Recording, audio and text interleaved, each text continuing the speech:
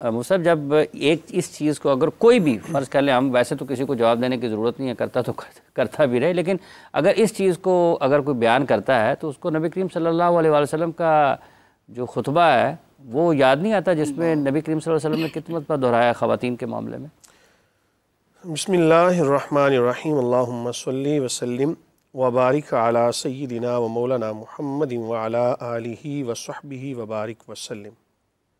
बहुत शुक्रिया हाफिज़ साहब। और साबका मौज़ूआत की तरह ये भी एक बड़ा हसास मौजू और वक्त के तकाज़ों के ऐन मुताबिक है।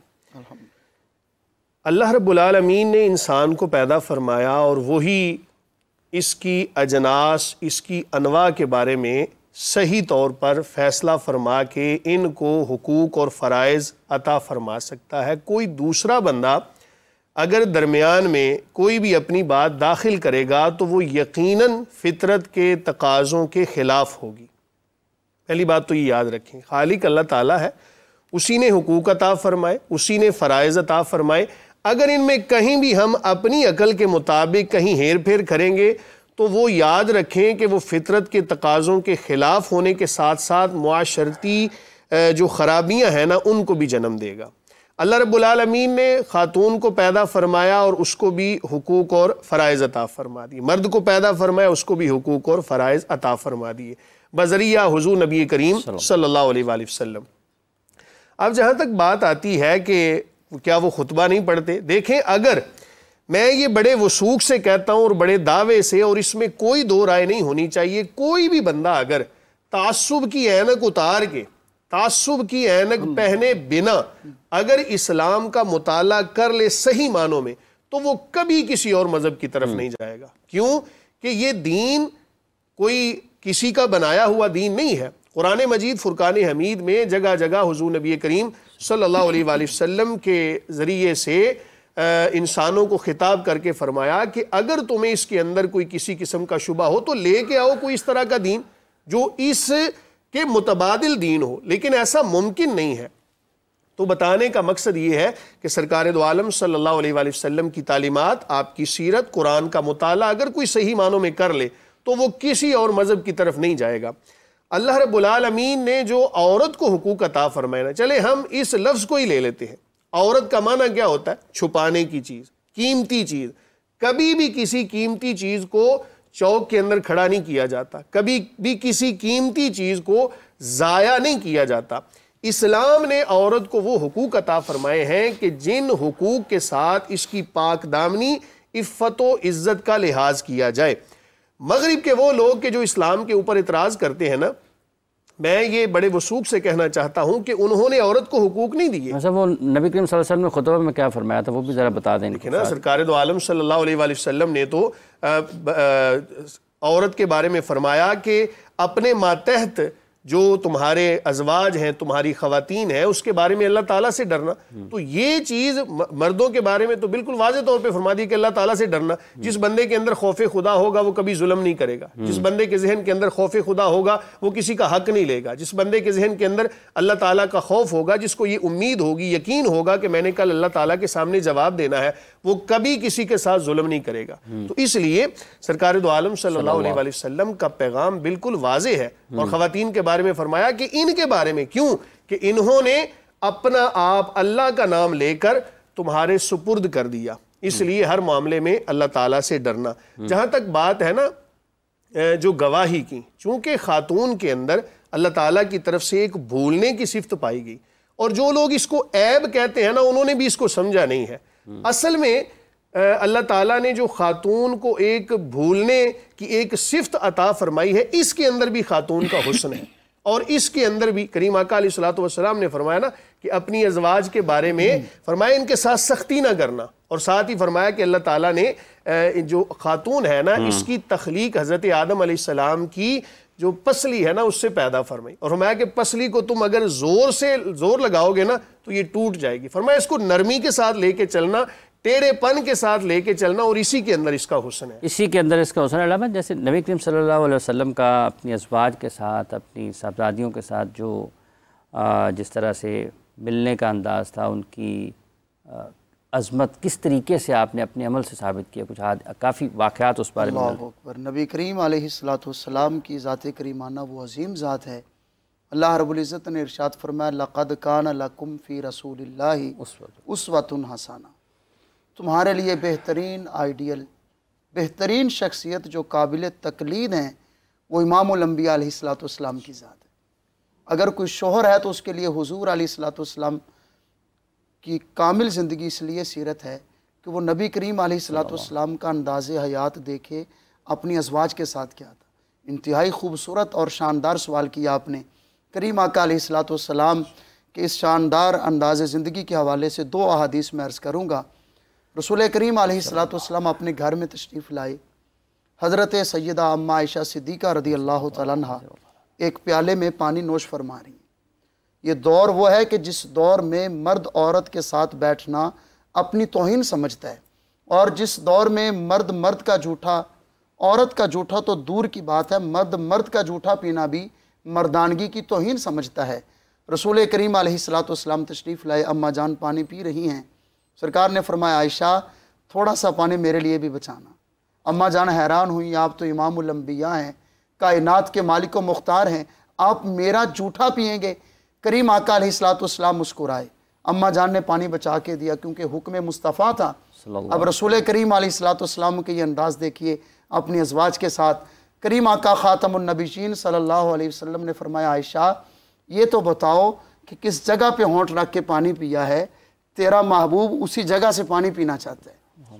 हज़रत सैयदा अम्मा खदीजतुल कुबरा रज़ी अल्लाह तआला अन्हा, आपके साथ नबी करीम अलैहिस्सलाम का जो अंदाज़ ज़िंदगी है और अंदाज़ वफ़ा है ये बेमिसल है। हज़रत खदीजा रज़ी अल्लाह तआला अन्हा ने नबी करीम अलैहिस्सलाम की बारगाह में अर्ज़ की, या रसूलल्लाह सल्लल्लाहु अलैहि वसल्लम, मेरी ख्वाहिश और मेरी तमन्ना है कि वो मुबारक और ख़ूबसूरत चादर जिसने आपके जिस्म के बोसे लिए हैं, जो जिसमें अतहर के साथ लगी है, आका मेरी ख्वाहिश यह है कि ये चादर मुझे अता फरमा दें। जब मैं दुनिया से चली जाऊं तो इसी चादर को मेरा कफन बनाया जाए। नबी करीम अलैहिस्सलाम ने इरशाद फरमाया, खतीजा कैसी बात करती है, लऊ आरती जिल्दी लआतई तूकी। फरमाया, खतीजा अगर तू मुझसे मेरी जिल्द भी मांगती तो मैं मुस्तफ़ा तुझे अता फरमा देता। नबी करीम अलैहिस्सलाम के ये फरमान अपने नाजरीन के लिए अर्ज़ करना चाहता हूँ। और अपने लिए ले लें, एक कॉलर ले लें जी। अस्सलाम वालेकुम जी, कौन सा मोहतरमा, कहाँ से हैं? वालेकुम अस्सलाम जी, उबैद रहमान सुलेमानी एबटाबाद से बात कर रहा हूँ। जी जी मुझसे। अच्छा, मेरा सवाल ये है कि मुआशरे के अंदर जिनसी ज़्यादती के बढ़ते हुए केस देखने को और सुनने को मिलते रहते हैं। ख़ास करके कई ख़वातीन होती हैं, वो कहती हैं कि हमारे साथ जिनसी तशद्दुद किया गया है, जिनसी ज़्यादती की गई है, तो उसको और तो कोई गवाह नहीं होता। जब वो मुआशरे के अंदर आकर कहती है, लेकिन इस बात को कोई तस्लीम नहीं करता, ना ही इस बात को कोई उठाता है कि हुई है कि नहीं हुई। तो अब इस्लाम इस मामले में क्या कहता है? अब लड़की तो कहती है मेरे साथ हुई है, लेकिन इस्लाम इस बारे में क्या तालीमात देता है? ठीक है, बहुत बहुत शुक्रिया आपका। अच्छा सब, जब ये हम जिक्र कर रहे हैं ऐसे हज़रत फ़ातिमा रज़ी अल्लाह ताला अन्हा के साथ, जैसे अभी हज़रत अम्मा खदीजा रज़ी अल्लाह ताला अन्हा, हज़रत आयशा रज़ी अल्लाह ताला अन्हा के हवाले से बयान फरमाया, हदीस नबी करीम सल्लल्लाहु अलैहि वसल्लम के हज़रत फ़ातिमा रज़ी अल्लाह ताला अन्हा के साथ भी जो उनका बर्ताव था, जिस तरह से उनकी तरबियत फरमाई, जिस तरह से मुख्तलिफ़ मामलात में रहनुमाई फरमाई, बहुत ही दिल को छू लेने वाली हदीस है जी। जैसे आगाज़ में बात हुई थी कि औरत कई एक रिश्तों में होती है, तो बीवी का रिश्ता रसूलुल्लाह सल्लल्लाहु अलैहि वसल्लम के घर में मुफ्ती साहब ने बयान किया, और उसके लिए इतनी बड़ी गवाही है कि आपने फरमाया कि तुम में से बेहतरीन वो है जो अपने घर वालों के लिए बेहतर है, और मैं अपने घर वालों के लिए तुम में सबसे ज़्यादा बेहतर हूँ। इसीलिए जब सवाल करने वाले ने रसूलुल्लाह सल्लल्लाहु अलैहि वसल्लम के अखलाक के मुतालिक पूछा, तो उसने अखलाक के बारे में हज़रत आयशा से आकर सवाल किया, तो उन्होंने कहा तूने कुरान पढ़ा है? कहा जी पढ़ा है। फरमाया सारे का सारा कुरान नबी पाक अलैहिस्सलातु वस्सलाम का अखलाक है। अब ये गवाही घर से मिल रही है आयशा रज़ी अल्लाह ताला अन्हा से, कितनी बड़ी गवाही है। अब हज़रत फ़ातिमा रज़ी अल्लाह ताला अन्हा नबी अलैहिस्सलातु वस्सलाम के घर में तशरीफ़ लाती हैं, तो आयशा रज़ी अल्लाह ताला अन्हा फरमाती हैं कि अल्लाह के रसूल अपने बिस्तर से अपनी जगह से उठ खड़े होते, आप खड़े होकर इस्तकबाल करते, बोसा देते और अपनी जगह पे बिठाते और बड़े इज़्ज़त व एहतराम से पेश आते। ये नबी अलैहिस्सलाम का अपनी बेटी से रवैया है। और यहाँ पर एक बड़ी लतीफ़ बात है कि जितनी भी अहले बैत की ये घर की रिवायात बयान की जाती हैं कि नबी अलैहिस्सलाम का हज़रत फ़ातिमा तो ज़हरा से सलूक, वो सारी बयान करने वाली हज़रत आयशा रज़ी अल्लाह ताला अन्हा है। तो इसमें एक मोहब्बत और प्यार मिलता है कि इनका और इनका आपस में अहले बैत से कैसा ताल्लुक़ था। अगर हम बात करें माँ की हैसियत में, तो कभी रसूलुल्लाह सल्लल्लाहु अलैहि वसल्लम एक कब्र पे खड़े होकर फ़िराक में रोते हुए नज़र आते हैं और कहा कि ये मेरी माँ की कब्र है और मैं इसकी ज़ियारत के लिए आया हूँ। कभी नबी अलैहिस्सलाम हुनैन के मौका पर एक बूढ़ी के लिए चादर बिछा देते हैं। सहाबा बड़े हैरान होते हैं, ये कौन है? तो कहा ये मेरी रज़ाई माँ है। कभी अपनी बहन और इस माँ की सिफारिश पर कैदी रिहा कर देते हैं वो ख़ानदान वाले जब नबी अलैहिस्सलाम के पास आते हैं। अगर औरत अमूमी एक औरत के हक़ की बात की जाए तो नबी अलैहिस्सलाम को ख़वातीन ने शिकवा करते हुए कहा, बुखारी शरीफ की रिवायत है कि आप मर्दों के साथ हम कलाम होते हैं, उन्हें तालीम देते हैं तो गालिब अलैकर रिजाल, मर्द तो गालिब आ गए, सारा टाइम उन्हें मिलता है। हालांकि मस्जिद नबवी शरीफ में पीछे ख़वातीन भी होती थी। तो आप ऐसा करें, हमारे लिए भी एक दिन मुतय्यन फरमा दें। तो आपने कहा फ़लाँ सहाबिया के घर में आप ख़वातीन जमा हो जाएं। तो अल्लाह के रसूल फिर एक दिन वहाँ जाकर ख़वातीन को तालीम दिया करते थे।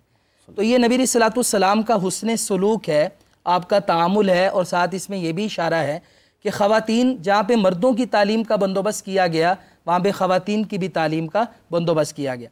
मुझे एक और वाक़या याद आया, बुखारी शरीफ का है ये भी। इससे बढ़कर एक औरत से बीवी के रूप में जब वो खामद के घर में हो तो अखलाक क्या हो सकता है कि सैयदा मैमूना रज़ी अल्लाह ताला अन्हा हैं, नबी करीम सल्लल्लाहु अलैहि वसल्लम आप सवारी पे सवार होने लगे तो सैयदा मैमूना ने भी ऊँट पर बैठना है, तो आप नीचे बैठकर अपना ये घुटना मुबारक ऐसे ऊपर कर देते हैं। कहाँ सैयदुल अंबिया, सारी कायनात एक तरफ और हमारे रसूल का मकाम एक तरफ सल्लल्लाहु अलैहि वसल्लम, और आप कहते हैं इस पर मैमूना कदम रख कर आप सवार हो जाए। तो ये ख़वातीन, मैं कहता हूँ ये सारी बातें बात की हैं, इससे बड़ा ख़वातीन को हक़ क्या हो सकता है जो सिर्फ इस्लाम ने दिया है कि जब ख़वातीन को ज़िंदा दरगोर किया जा रहा था, उन्हें ज़िंदगी में जीने का हक़ नहीं था, तो इस्लाम ने उन्हें ज़िंदा रहने का हक़ दिया और बेटी की परवरिश पर जन्नत की ज़मानत दी नबी पाक अलैहिस्सलाम, और इन बेटियों को जहन्नम के दरमियान और बाप के दरमियान हिसार करार दिया। और अगर विरासत की बात करें तो यहाँ पर चूँकि शहादत की बात हो रही है तो दो औरतें, और ये सिर्फ एक मामले में, बाकी हमने वजाहत कर दी कि वो औरत अपनी गवाही खुद देगी और वो मोतबर होगी उसकी इद्दत वगैरह के मसाइल में। अब यहाँ पे रसूलुल्लाह सल्लल्लाहु अलैहि वसल्लम ने जो औरत को इज़्ज़त व मकाम दिया, लोग कहते हैं देखें मर्द को हिस्सा डबल मिल गया बेटे को और बेटी को सिंगल मिला, उससे आधा मिला। तो वहाँ पर भी बात यही है, सारी माली जिम्मेदारियाँ मर्द पर, औरत पे कोई नहीं। और दूसरी बात, यही एक औरत है, बीवी होने की हैसियत से इसे हिस्सा खामद से मिलता है, कभी चौथा हिस्सा, अगर औलाद नहीं औलाद है तो 8वां हिस्सा। कभी माँ होने की हैसियत से ये अपनी बेटे की वारिसा बनती है, कभी ये बेटी होने की हैसियत से अपने बाप की वारिसा बनती है, कभी ये नानी दादी होने की हैसियत से ये वारिसा बनती है। तो इस औरत को कितने विरासत में हक दे दिए। तो हम यहाँ पर अपने नाज़रीन काफ़ी सारे हक मौजूद हैं और अगर उनको ऊपर तफसील से कोई गौर किया जाए। मुफ्ती